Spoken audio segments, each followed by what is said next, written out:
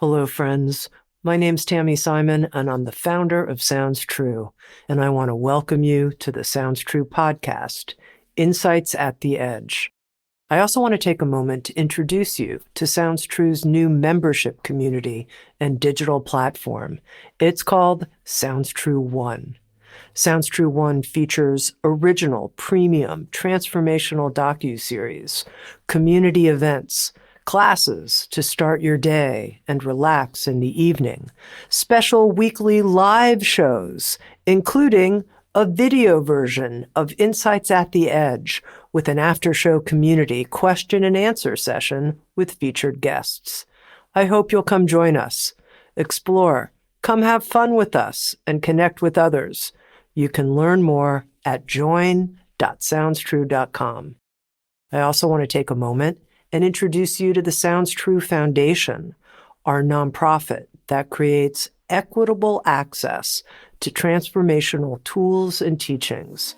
You can learn more at soundstruefoundation.org. And in advance, thank you for your support. In this episode of Insights at the Edge, my guest is Mirabai Starr. Let me tell you a little bit about Mirabai. She's an award-winning author and a critically acclaimed translator of the mystics, including translating works by St. John of the Cross, St. Teresa of Avila, and Julian of Norwich, and more. Mirabai is a leading voice in the interspiritual movement, using fresh, lyrical language to make timeless wisdom relevant and accessible. With Sounds True, Mirabai Starr is the author of the book Wild Mercy. It's a beautiful book about living the fierce and tender wisdom of the women mystics. She's also created an audio series with Sounds True called Taking Refuge in the Wild Heart. And she's written a book about the tragic death of her 14-year-old daughter, Jenny. It's a powerful memoir of loss and transformation and open-hearted seeing called Caravan of No Despair. And we're here talking about a new book by Mirabai Starr. It's called Ordinary Mysticism, Your Life as Sacred Ground. Mirabai, welcome. Thank you, Tami. It's so good to be with you. You named that book Wild Mercy, kind of by accident in a conversation in your office when we were talking about the primary qualities. That's interesting. It reminds me of how much I like my own cooking sometimes, because I was like, I love that title, but, I feel that way sometimes, after I make an omelet or something. I'm like, wow, that's so good. But anyway, there you go. Mirabai, here at the start, and this is something I don't know about you, even though we've known each other for many years. How did you first start translating the works of great mystics? How did that begin for you? Well, I've always loved language. I always wish that the world would see me more as a writer than a spiritual teacher. Sometimes I feel like I'm in this beautiful gilded cage where I get to share wisdom teachings from different traditions. And I love that. I like, what does it say? Leading voice in interspirituality or something. That's great. It's fine, women's wisdom. But really, I want to be seen as a writer, like a musician of words, an artist of words. So when I was, I started writing when I was very young, but every time I would submit something in my young adulthood for publication, it wouldn't quite fit in a nice, tidy box, and I was not getting published. And then I was teaching philosophy and world religions at the University of New Mexico, where I was a professor for many years. And one of my colleagues said, I was complaining about teaching Dark Night of the Soul in my freshman humanities classes. And I love this text by the 16th century mystic John of the Cross. And even though I'm not Christian, certainly not Catholic. It's a text that has always resonated with me since I first encountered it when I was maybe 18 or 19. Actually, I think I was 20. That's right. I was living in Spain, studying Spanish literature, Spanish poetry. And that's when I first encountered Dark Night of the Soul. But my students were not sharing my passion for this beautiful text.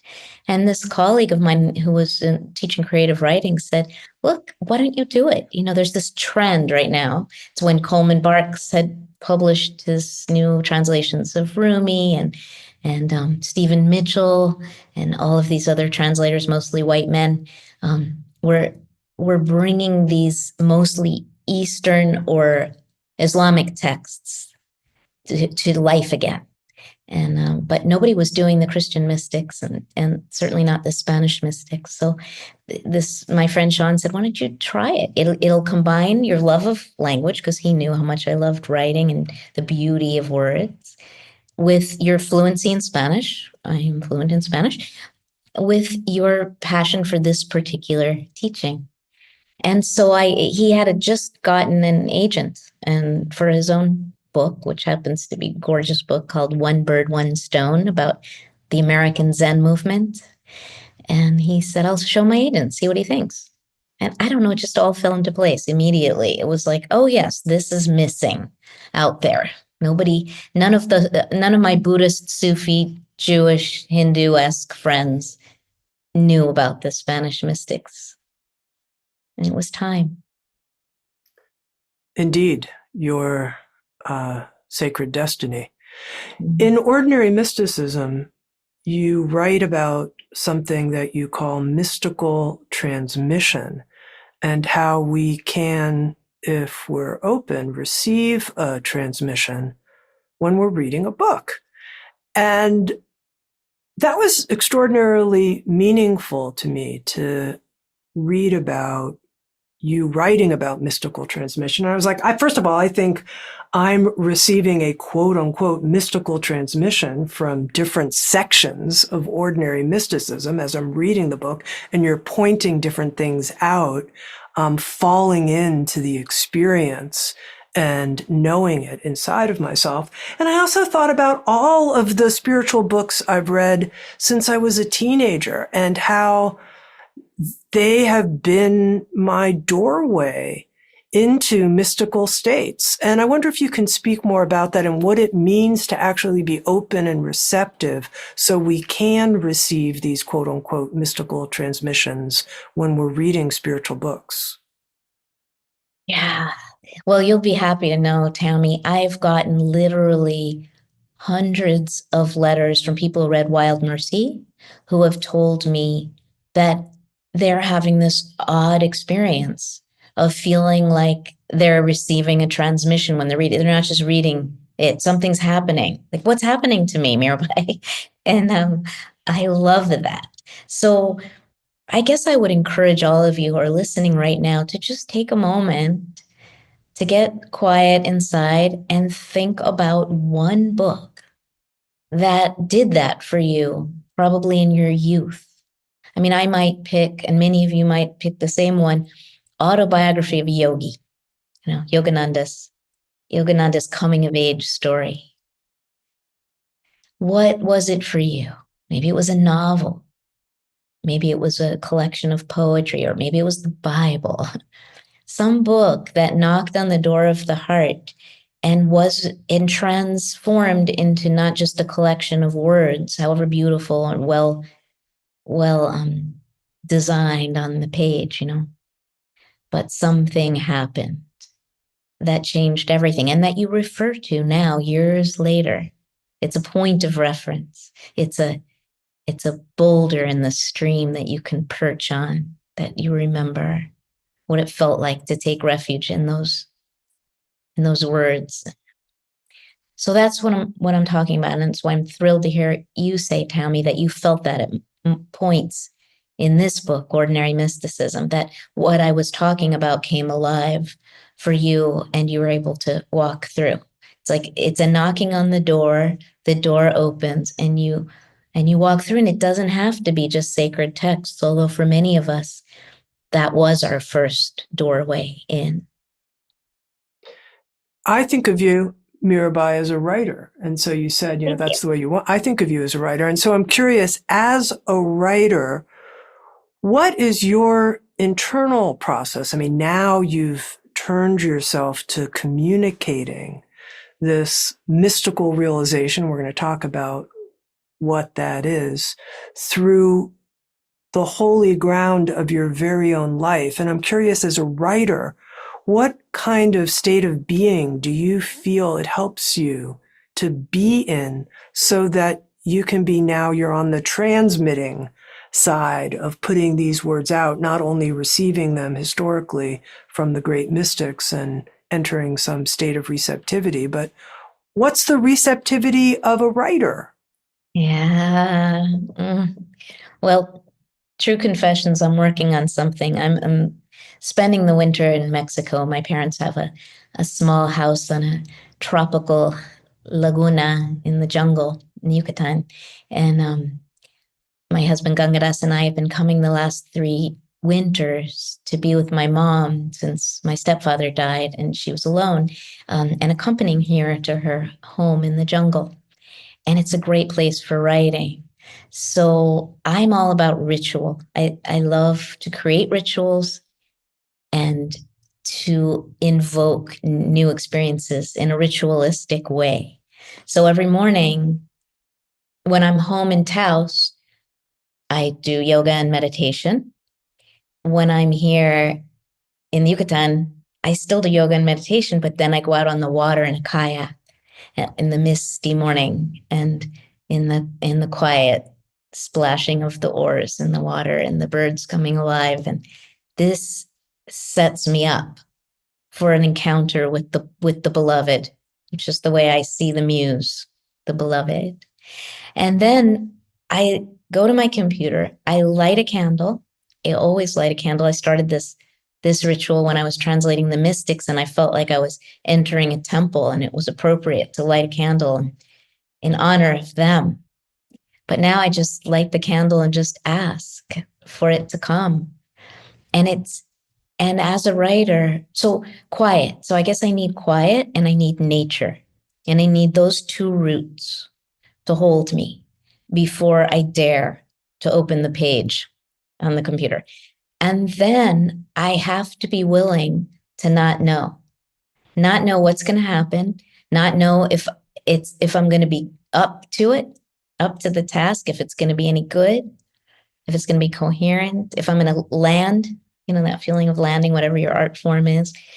So there has to be a willingness to not freak out if it doesn't come pouring through in response to my beckoning.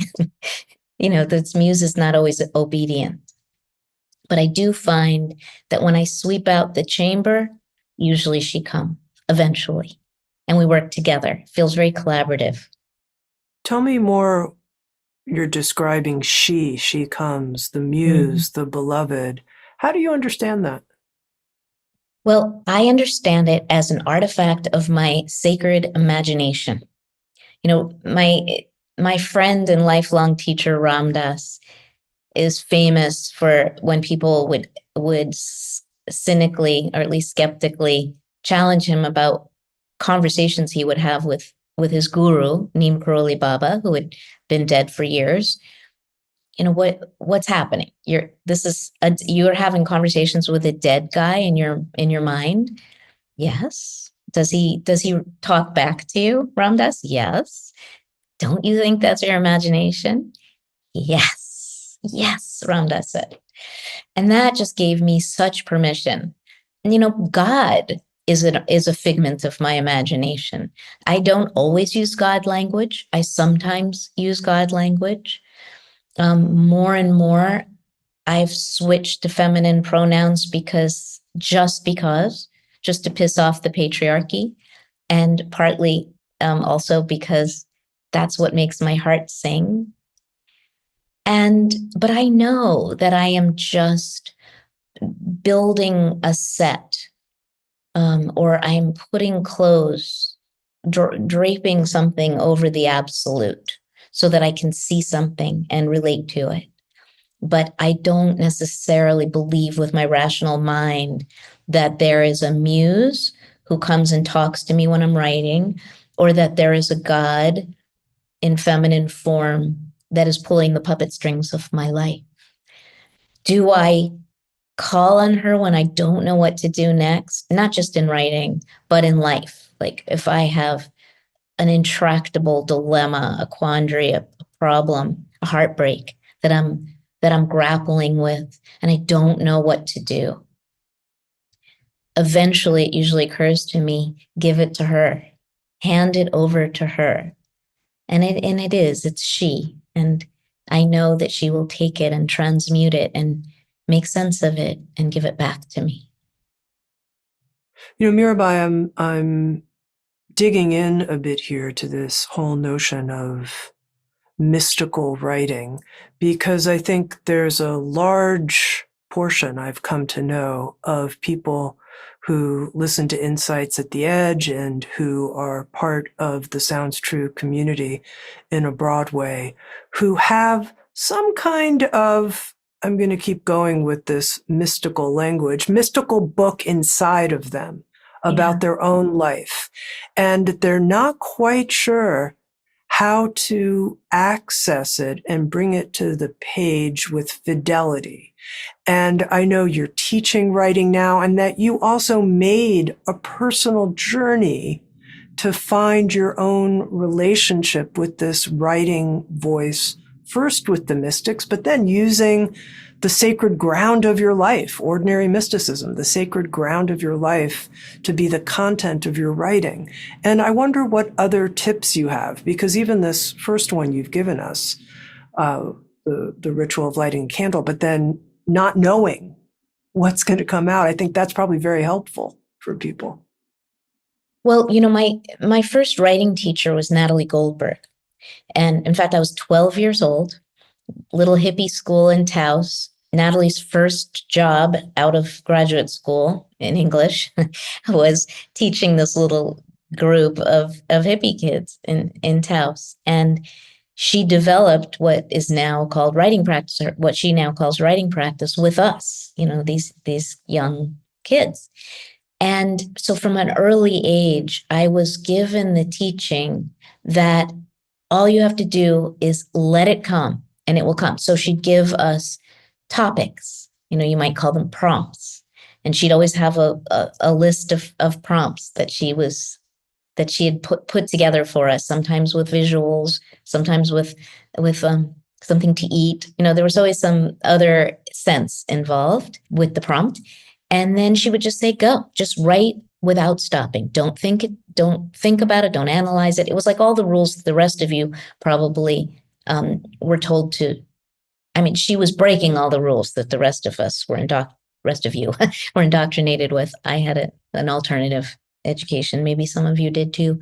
And so I've always been the kind of writer that gives myself permission to go with where my own wild mind leads me. So I do realize that is an advantage, but this method, nevertheless, is really reliable. So I keep a list of topics whether I'm working on a book, or I have an idea for an essay, or I just need to write through something that I'm working out in my everyday life. So I have a list on my phone of prompts, and I just pull one out and I time myself and I go. And then usually if I'm working on a longer form, like a memoir, these prompts will all be memories, scenes that I want to write about.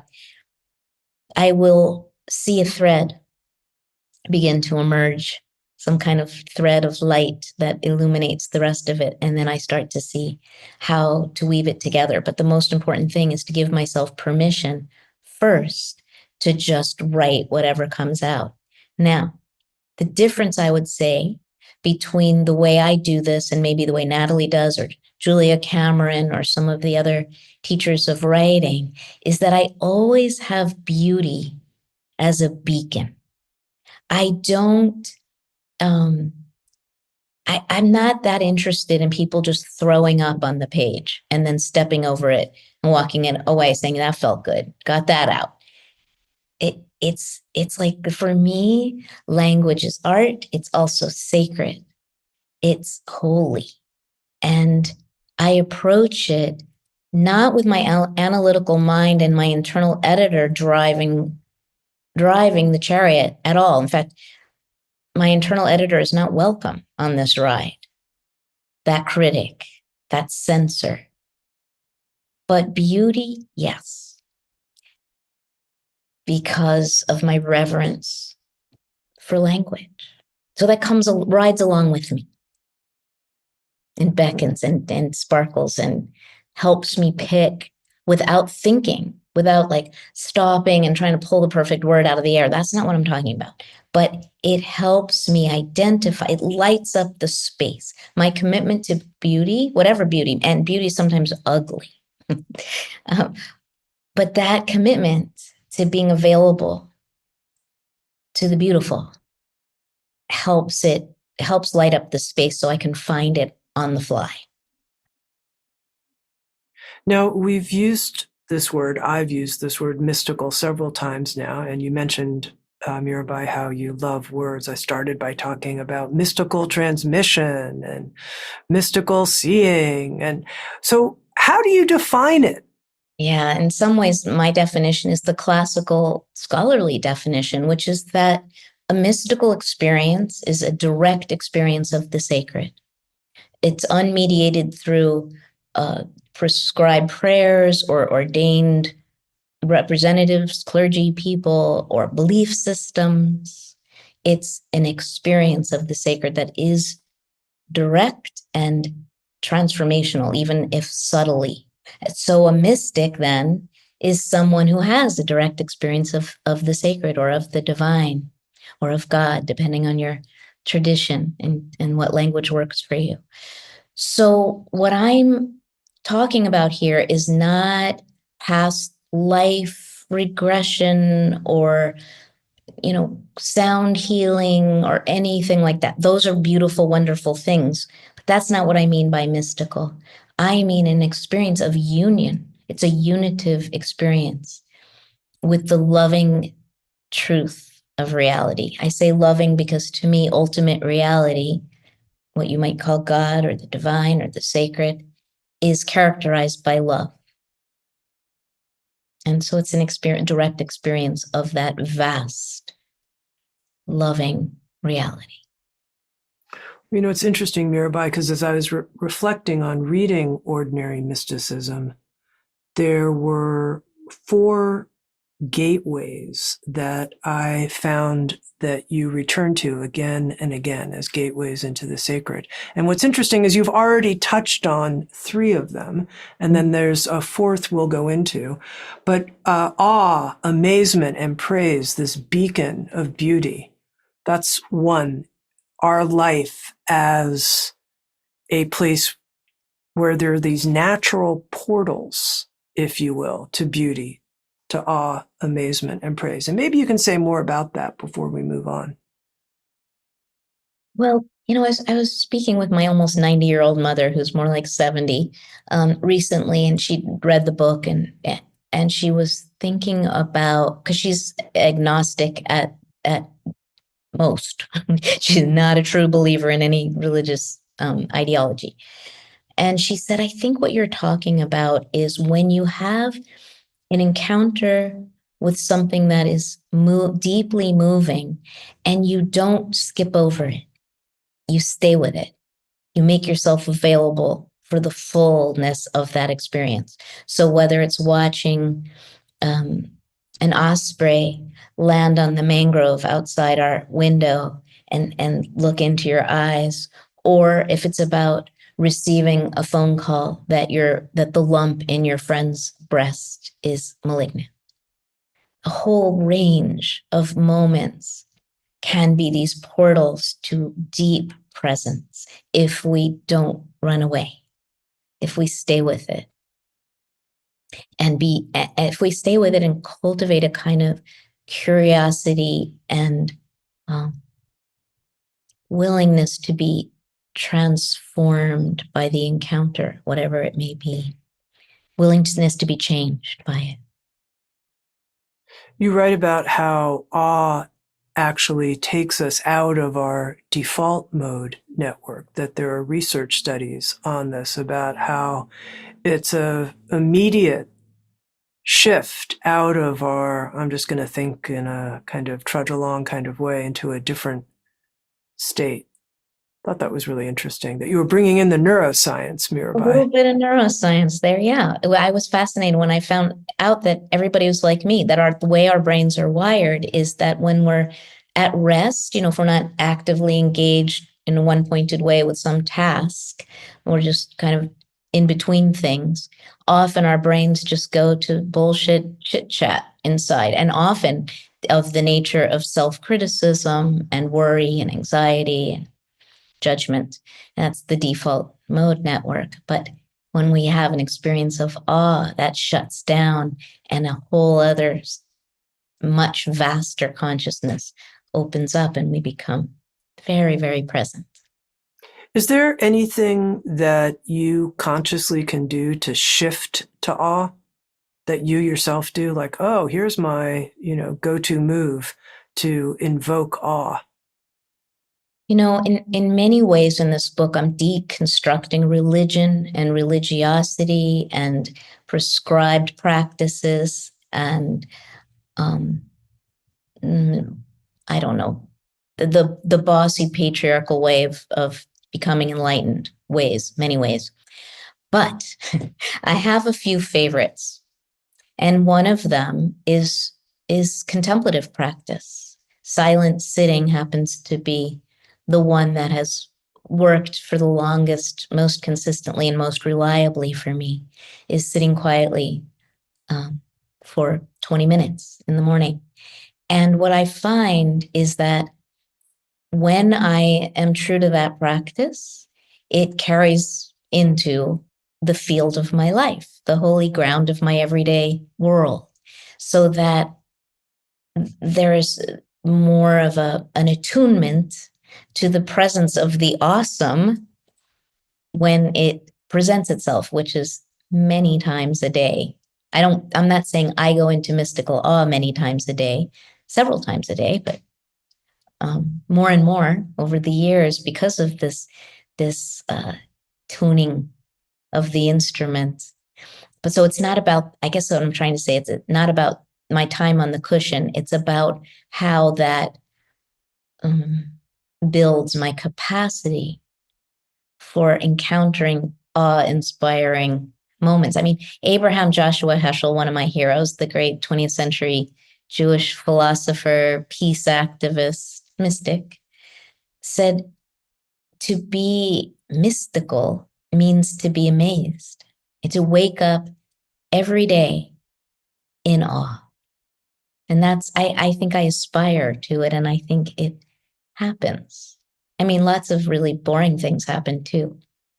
I guess that's one of the things, Tami, that I'm really working with in this book is trying to help people see that it's not only about those moments of awe.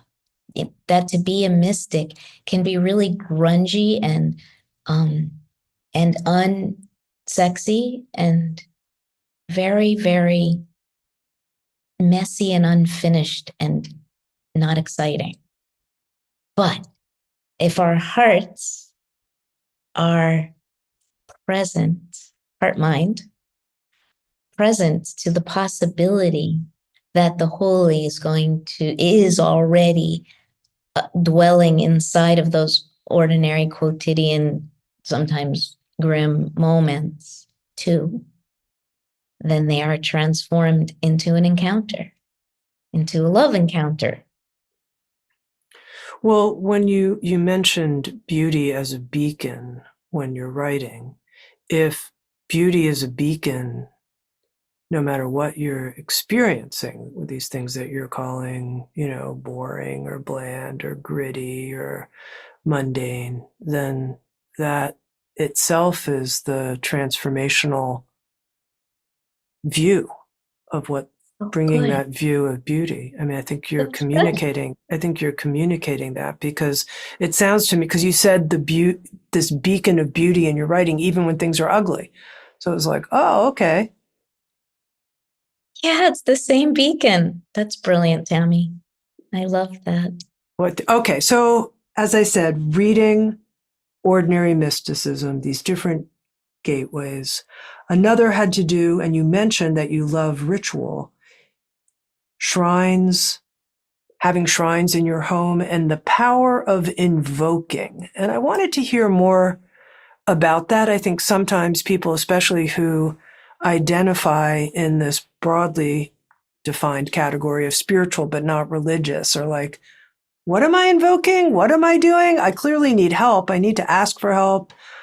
I'm setting up a shrine to what, to whom? How do you see that? Yeah, see, again, I have the benefit of a countercultural upbringing. So I was raised in adjacent to Lama Foundation, where Ramdas created Be Here Now with the Lama residents. And so in the 70s, I lived in a communal situation in Taos where all kinds of spiritual paths and teachers and teachings came through, and I was exposed to many different sacred languages and deities and texts. So it's easy for me to pick up a set of prayer beads. They're right over there on the other side of my plant, and that morning find a mantra that resonates with the space I'm in or with something I'm working with and want to invoke for that day. So whether it's Om Namah Shivaya, because I need to light some fires and blaze through some stuck place, or if it's Om Tare Tutare Ture Soha in the Tibetan tradition, invoking the bodhisattva of compassion, of mercy in feminine form, or simply Shalom or Shanti, or let there be peace, or, if I want to use an English phrase. And then I do that around the 108 prayer beads, or if I use a tasbih in the Sufi tradition, the 99 beads, Hu Allah, Hu Allah, Hu Allah. And that roots me in this kind of invocational space where I feel like I'm praising, but I'm also showing up and calming down and rooting down. So, what do you do if you either are rejecting the religion of your childhood? Say you come from an evangelical Christian background. A lot of people are drawn to my work who have that background. And you are leaving it behind, maybe in a cloud of dust. And yet, there are things from the religion of your childhood that still are alive in you, that still stir your heart. Whether it's Christmas or Easter or the Jesus prayer, or we could come up with examples that for you as a former Christian, maybe recovering Catholic, might be whatever it might be, still work. So come back to them in your rituals, whether it's in your contemplative practice or in lighting a candle and asking for support for something you're going through. To not throw the baby out with the bathwater, I guess I'm saying, to use an old tired cliche, the baby of spirit, the beautiful baby with the dirty old bathwater of organized religion. So I used to call people who are like clergy people, who wear the attire of their religion. You can look at them and you know what they represent. I used to call those people, when they're true, when they're real, when they're connected, the keepers of the jewels. And even though the rest of us are like throwing it all out, we need these people to rescue and safeguard the treasures that lie at the heart, the mystical heart, really, of all the world's great religions. But I've started calling them not keepers of the jewels, but the seed keepers. Because I think that we need to propagate the very best of these seeds of wisdom, of loving kindness, that we find at the heart of the world's religion garden. And so the rest of us can eat from that harvest. That was a pretty free-ranging response to your That's question. fine, Mirabai. I think it brings up for me a question that I'm sure you get asked a lot, and I think is important to the Sounds True audience, which is, when you take a little bit from here and a little bit from there, and then a little bit mix in a little Taoist inner alchemy with some past life regression and put it all into your prayer beads, you can feel free and like you're not imprisoned by a religious path that keeps you stuck in some narrow way. And you've also voiced here this, not following the patriarchal, bossy paths that many of us were raised in. But I think it can also leave, and I found this a lot, and I feel a certain responsibility for it at Sounds True, actually, can often leave people feeling confused. This contradicts that, and I don't know how to put this all together. And I don't know if I'm progressing exactly because I'm mixing all these different things. So I wonder what your view is of that.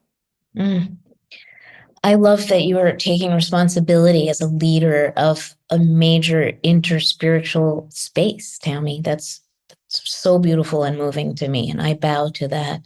And as someone with a voice in the interspiritual movement, it's important for me too, especially in light of the dangers of cultural appropriation and how so many of us who are white-bodied people help ourselves to the spiritual treasures of so many other cultures without even thinking about it, just because we feel entitled.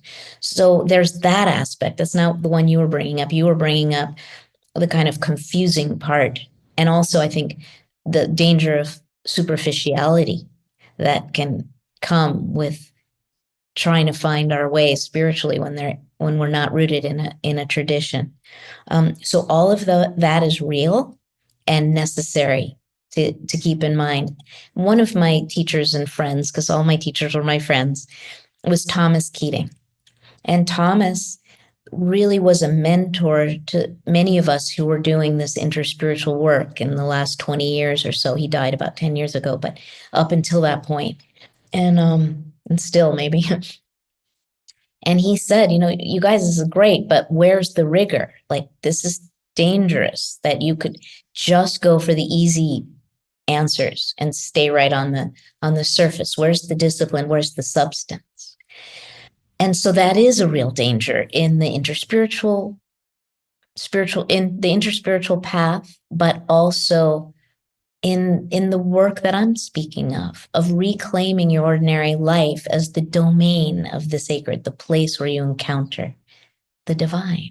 So great, but then what? Like you say, then how do I know I'm progressing? Well, partly the very notion of progress is an artifact of the patriarchy that we're dismantling here, and that I at least am trying to push up against. That this idea of enlightenment as some kind of end goal is probably not only not helpful, but not possible, not true. That the journey, I mean, so many people have said it, the journey itself is sacred, is holy, is the thing. It's the thing.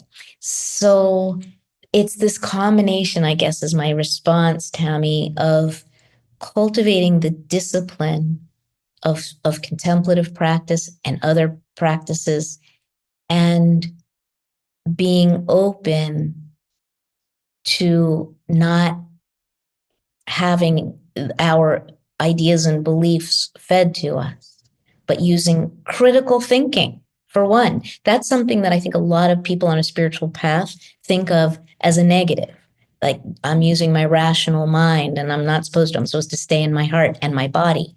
Yes, stay in your body and come home to your heart again and again and again. And you have this faculty of common sense that is there for a reason and will guide you if you allow yourself to also, maybe it's my Jewish heritage, even though I grew up in a non-religious household, but you too, Tami, have that heritage where we question everything, including and sometimes especially our own presuppositions and beliefs. So being willing to, as Bernie Glassman said, unknowing wasn't that like the first pillar in the Zen Peacemakers movement? Being willing to not know is a huge boon on the path. Now, Mirabai, you mentioned cultural appropriation in relationship to interspirituality, and you're like, that wasn't the question you asked, Tami, and then you moved over it. But I need to know how you view that. It comes up a lot, and yet I think that when it comes to something like the human energy body and the discovery of this stretch releases, that it's in us, it's innate in us. You can't keep people from discovering the natural practices that free our soul. It's just who we are. It's in us. Who owns that? Yeah. Right. So cultural is the key part of the, cultural appropriation. Look at the cultures from which these practices and teachings and methods and texts arise. Okay, so here in front of me, this is Saraswati. And Saraswati in India is one of the many forms of the goddess, and she is the goddess of creativity, music, language, writing, wisdom, knowledge. And so she's playing an instrument, and she has a book and many other activities, but she's definitely the patron saint of writing. And so I have her next to me. And I also have at home in Taos a storyteller from the Diné Navajo tradition. It's the grandmother with the little babies stuck all over her body because she's telling them stories. And so as a writer, I'm drawing on these cultural icons to guide me, to inspire me, to be holders, vessels of the substance that I need to drink from in order to do what I'm doing. What I try to do is, to me, cultural appropriation means that you're just helping yourself to these treasures and then using them for your own aggrandizement or get rich quick scheme. It's about using them for your benefit only and not honoring the cultures from which they arise. So I have a friend who teaches a yin yoga class once a month on the full moon. Oh, might be the new moon. And she receives money for it. People make a donation. It's an online thing. It's beautiful, life-giving session for people. And she takes a percentage of the income to give back to what she calls Mother India, because that's the culture where this yin yoga practice came from. And that's a beautiful way to not superficially avoid cultural appropriation, but to just recognize that these things come from somewhere. And if you weren't born into a culture that those practices or methods or beliefs or texts or whatever were part of, then that's fine. You're right, Tami. I agree with you 1,000,000%. Our longing for this wisdom, these transformational encounters and practices belongs to us. It's universal. And we just need to be conscious and caring and reverent and honoring.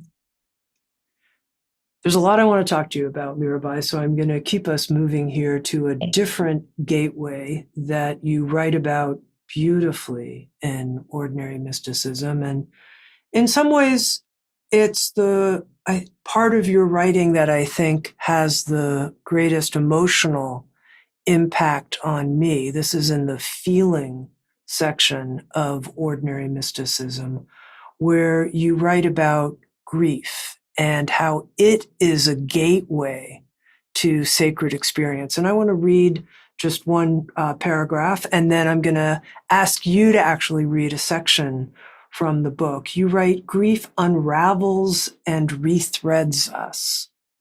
That doesn't make our heartbreaks good news, but the way of the mystic invites you to slow down and allow for the possibility that from the depths of a pain greater than you can bear, a greater love than what you could have dreamed of is calling your name.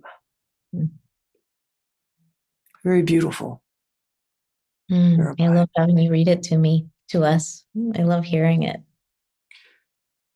A greater love than you could have dreamed of is calling your name. And then the section I would love for you to read, if you would, it's on page 183. I'd love to. Loss and longing.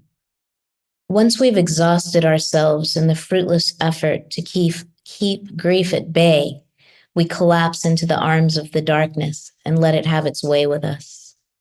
We have nothing left to lose. We yield to reality, taking a long, sober look at what is and conceding what isn't. We have lost what we've lost, and there's no going back to the way things were before the great shattering. There is nowhere to turn except toward the unknown.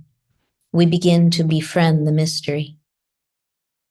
The whiff of this liminal space, this threshold zone, this ambiguous state of being is subtly intoxicating. Even if it is pervaded by sadness, tinged with rage, laced with fear, it carries something that reminds our souls of their separation from their divine source, and it sparks within us a desire to return. As we allow that ember to intensify, it catches flame, and we find ourselves filled with an ineffable yearning. Missing a loved one who has died or a partner who has left begins to resemble longing for the divine. Even if we do not subscribe to a belief system that postulates the existence of a personified being called God, there is no denying the connection between loss and longing, between grief and sacred desire.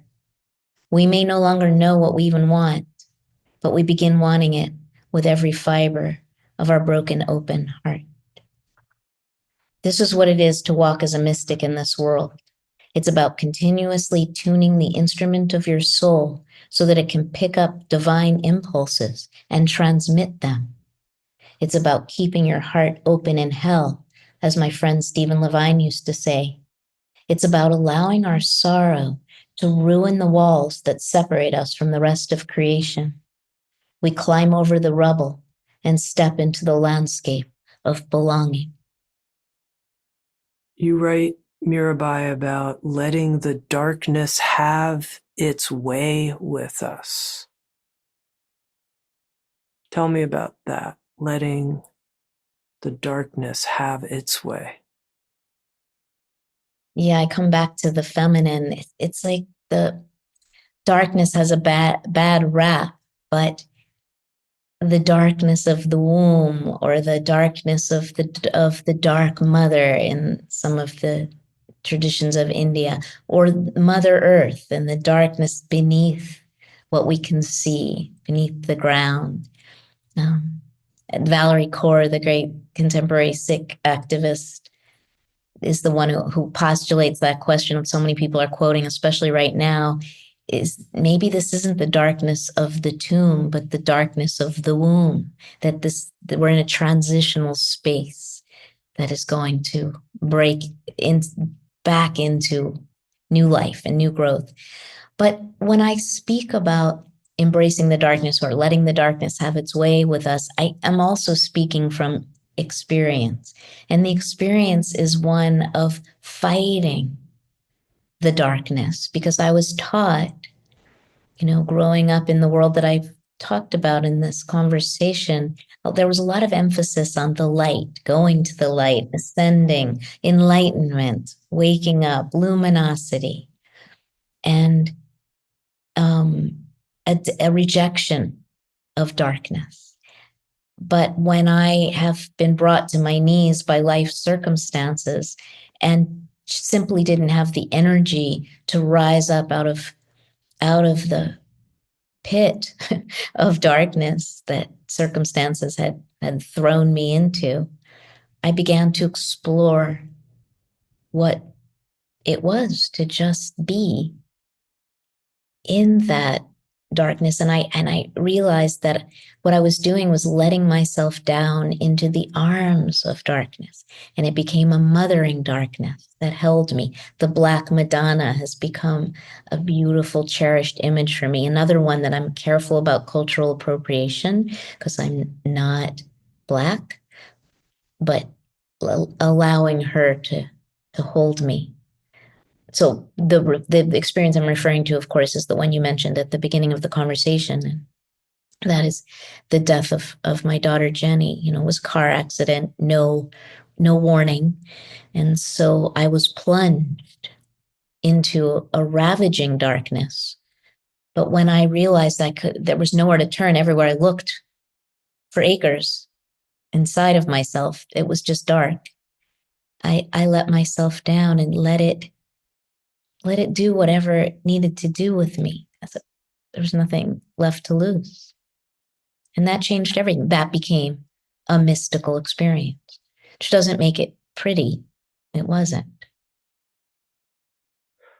But it became an encounter of love.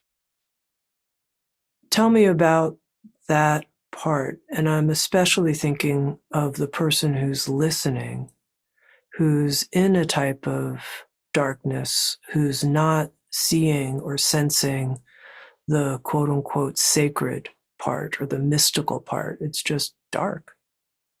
Yeah. So John of the Cross, who we talked about in the beginning, that my first book was a translation of Dark Night of the Soul by John of the Cross. And when John talks about darkness, the darkness of the soul, he's talking about an incredibly sacred experience when we're stripped of all of our sensory attachments to spiritual feelings, those kind of spiritual bliss moments that so many of us get fed. He talks about that being like sweets that we eat along the way.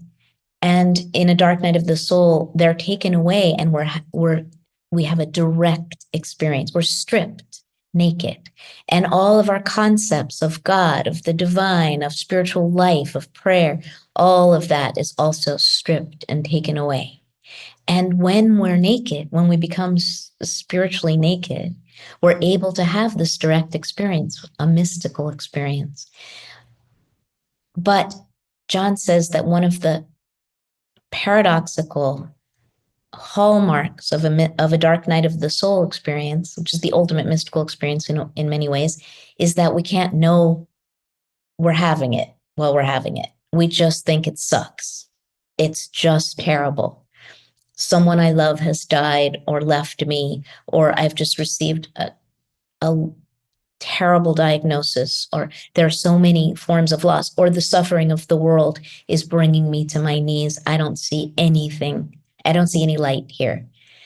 It's not a matter of saying, oh, good, God's got me. I'm in her hands, and all will be well, and all will be well, and every kind of thing shall be well, as Julian of Norwich said.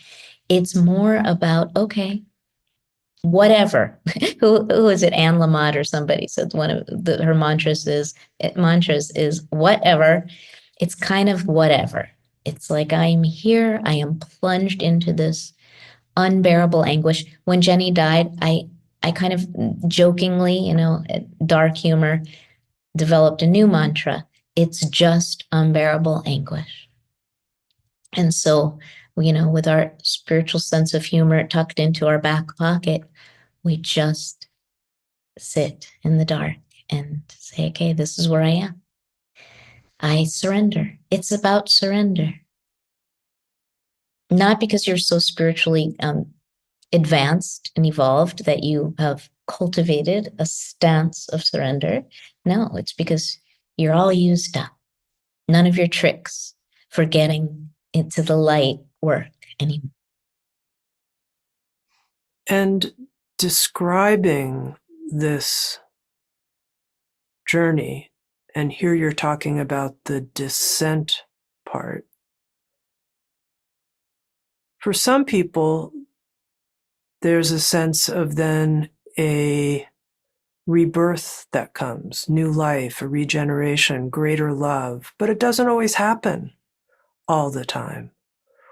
No. What do you think allows it to happen? Like, oh, greater love came through, greater openness.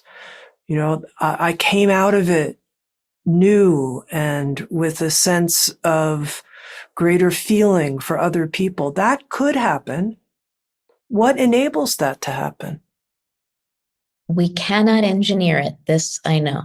I mean, we can't make it happen. It's a collaborative experience, I believe, with the divine. We can surrender and also we can give up and also show up at the same time. They're not mutually exclusive. And we can't rush it. And we can't spiritually bypass the messy parts. And we can't hoist ourselves up by our spiritual bootstraps. We can't climb what John of the Cross calls the ladder of love up and out of here. We have to do what Teresa of Avila advocates and go in, just move inward, step over the slimy serpents that will try to throw us off our path and just go into the darkness, enter, without any hope for the outcome. And I will say that 99% of the people that I work with around grief and loss do come out of the chrysalis where the caterpillar completely and utterly dissolves, and they emerge with wings. But it's not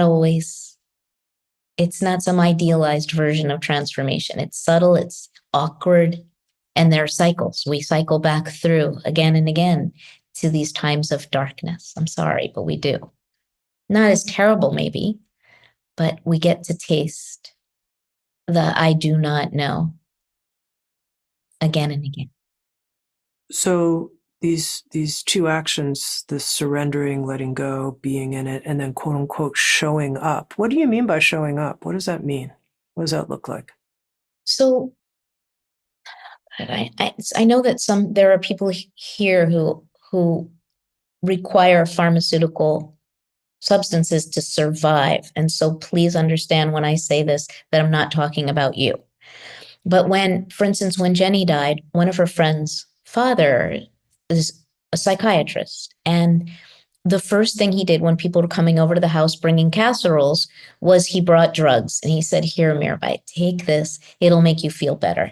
And I knew enough to say, no, thank you.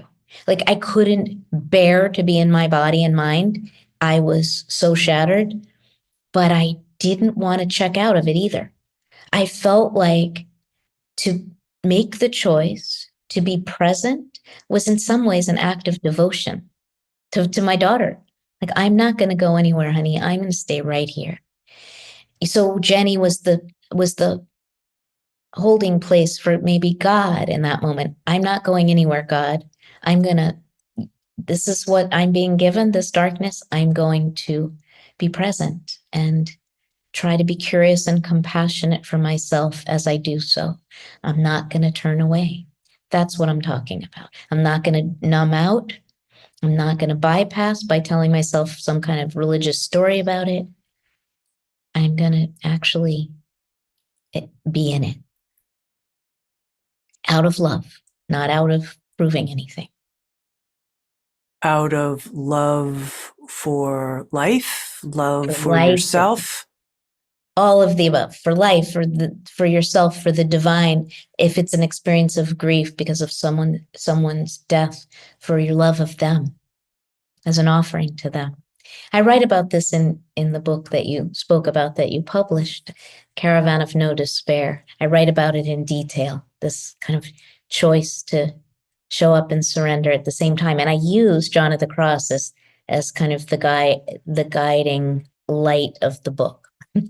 Dark Night of the Soul is my guiding light.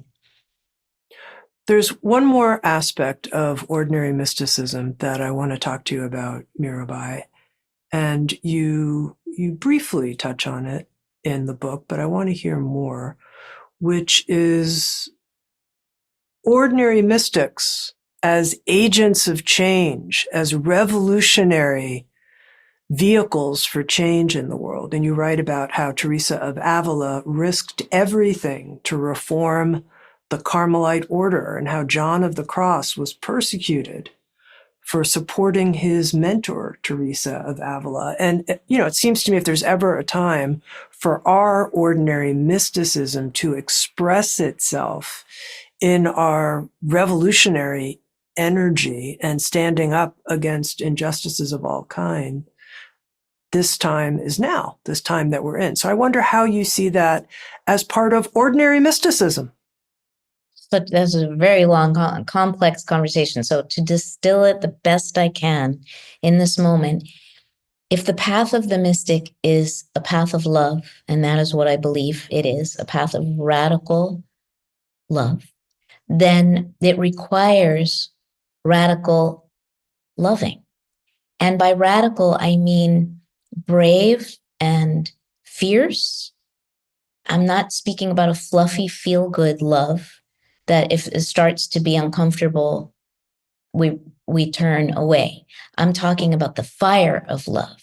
As if a mystical experience is an experience of union, a unitive experience with God, with the cosmos, with all other beings, with all beings, then there is only one of us, and we must act on behalf of the whole. There is no, the idea of a private self-improvement project called enlightenment is completely and utterly divorced from what I'm speaking of when I speak about the mystical path. Beloved community is the middle and most important chapter of the book, about how, and Wild Mercy too, the book that we did together, Tami, is also rooted in community. At the time of the lone, seeker or prophet is over, and that we act on behalf of the whole and do whatever we can, whatever is ours to do. And we can't always know what is ours to do, but that's the invitation, is to tune our instrument to be able to pick up, what is our form of what Andrew Harvey calls sacred activism right now, and how do we do it out of love and not out of othering and judging and making people bad and wrong, but listening, cultivating humility. The final thing that I'd like to talk about, Mirabai, is a section where you write about bodhisattvas in disguise, and you tell the story of the woman who does your nails.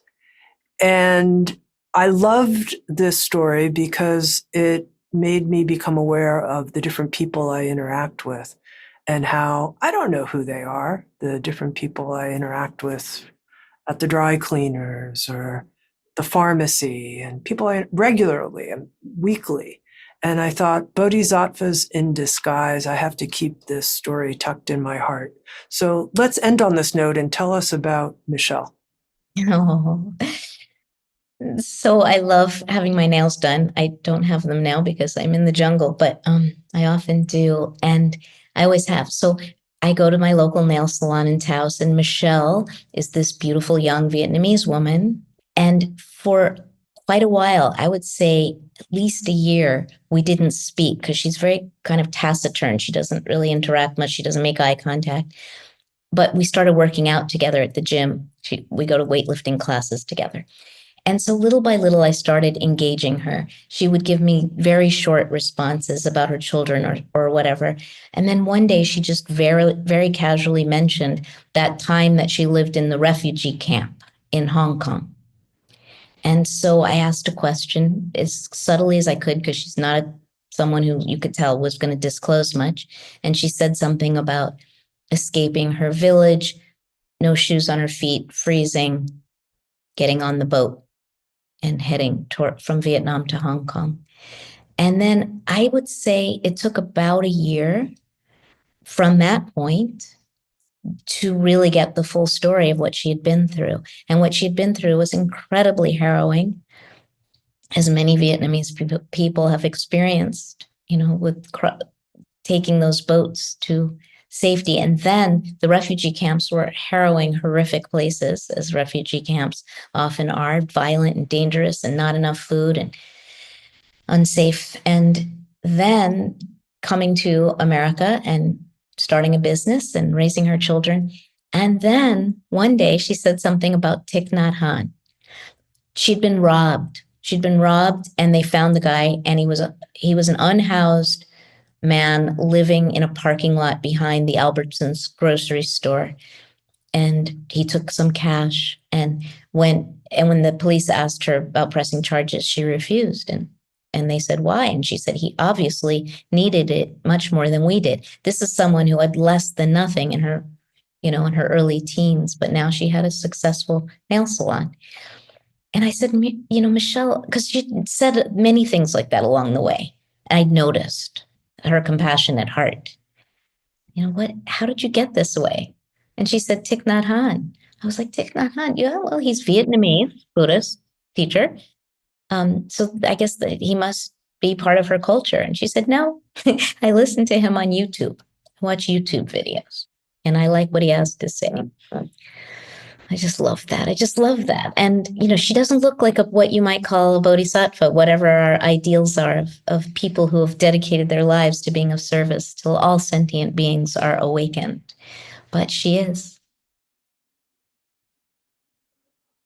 What I love about the story is this notion of seeing the people in our lives through the eyes of love, and how she, Michelle, saw people through the eyes of love, even the person who stole from her.